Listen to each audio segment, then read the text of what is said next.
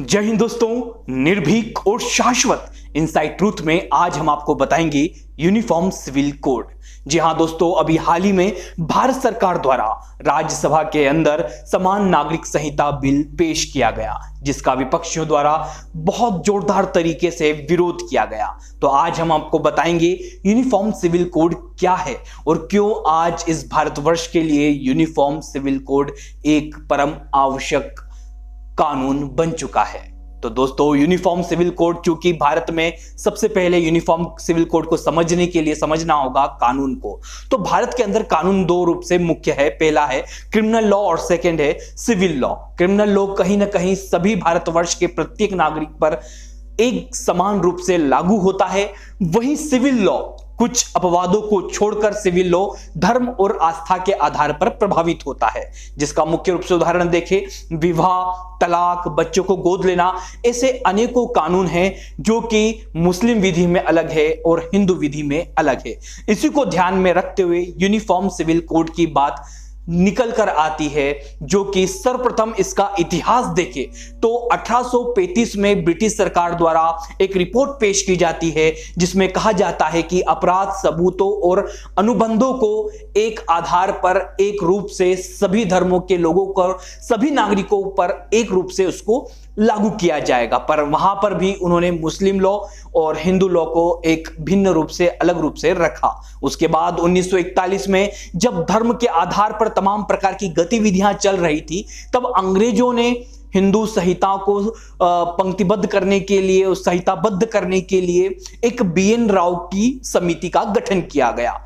उसे आजादी के बाद BN राव की समिति ने अपनी रिपोर्ट पेश की, जिसमें हिंदू, सिख और जैन और बौद्ध धर्म के तमाम प्रकार के लोगों को हिंदू उत्तराधिकारी अधिनियम के तहत लाया गया। वहीं मुस्लिमों के लिए मुस्लिम पर्सनल लॉ लाया गया और ईसाइयों के लिए भी उनका पर्सनल लॉ लागू किया गया। तो कहीं ना कहीं चूंकि भारतीय संविधान उस समय आ चुका था और भारतीय संविधान के अनुच्छेद 44 में कहा गया था कि राज्य को भारत के समग्र क्षेत्र के नागरिकों के लिए समान नागरिक संहिता लागू करने का प्रयास करना चाहिए। वहीं उच्च न्यायालय ने भी 1985 के शाहबानो केस में और 1995 के सरला मुदगल केस में कहा है कि सरकार को समान नागरिक संहिता लाना चाहिए।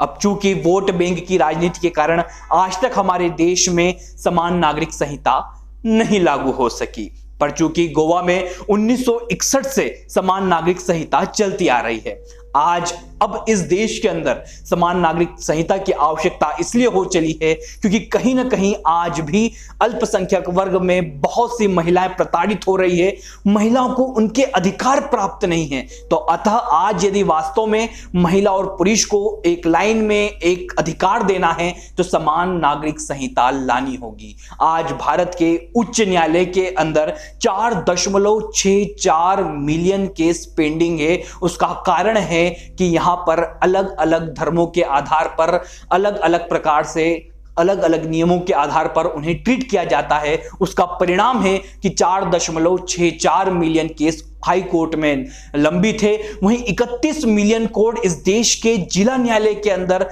लंबित है। यदि आज वास्तव में न्याय प्रणाली को सुदृढ़ करना है और वास्तव में इस देश के अंतिम व्यक्ति तक उचित समय में न्याय को पहुंचाना है तो समान नागरिक संहिता इस देश में लागू करना होगा, जिसके माध्यम से न्याय प्रणाली सशक्त होगी, जिसके माध्यम से भारत विकास के पथ पर अग्रसर होगा। क्योंकि यूके और यूएस जैसे देश जो कि विकसित है, वहां पर पर्सनल लॉ जैसी कोई परिभाषा नहीं है। अर्थात यदि आज भारत को वास्तव में विकास के पथ पर अग्रसर होना है तो यूनिफॉर्म सिविल कोड को भारत में लाना होगा, न्याय प्रणाली को सशक्त बनाना होगा और महिलाओं को समान अधिकार देना होगा।